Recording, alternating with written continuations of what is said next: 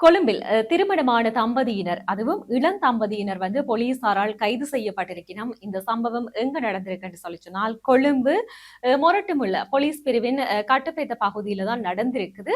எதற்காக இவர்கள் கைது செய்யப்பட்டிருக்கிறோம் என்று சொல்லி நாங்கள் கொஞ்சம் விரிவாக பார்த்தோமாக இருந்தால், ஏனென்றால் இந்த தம்பதியினர் வந்து போதைப் பொருள் அதுவும் 25 கிராம் ஐஸ் போதைப் பொருள் வைத்திருந்த குற்றச்சாட்டுல தான் இவர்கள் வந்து கைது செய்யப்பட்டிருக்கிறோம். இந்த பெண்ணின் கணவர் வந்து ஒரு முச்சக்கர வண்டியினுடைய சாரதி என்று சொல்லி அடையாளப்படுத்தப்பட்ட நிலையில் 15 கிராம் ஐஸ் போதைப் பொருளோட கணவரை வந்து போலீசார் கைது செய்திருக்கிறார்.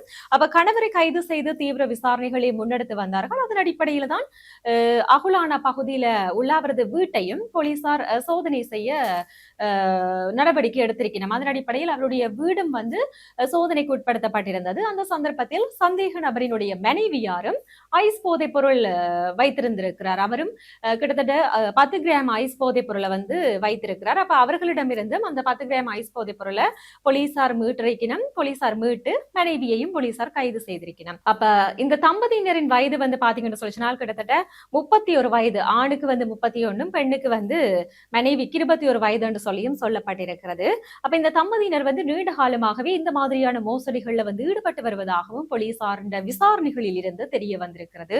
அதுவும் அவர்கள் இதன் மூலம் கோடிக்கணக்கான லட்சக்கணக்கான பணத்தையும் வந்து சம்பாதித்திருக்கிறார்கள் என்று சொல்லியும் இந்த விசாரணையின்படி தெரிய வந்திருக்கிறது.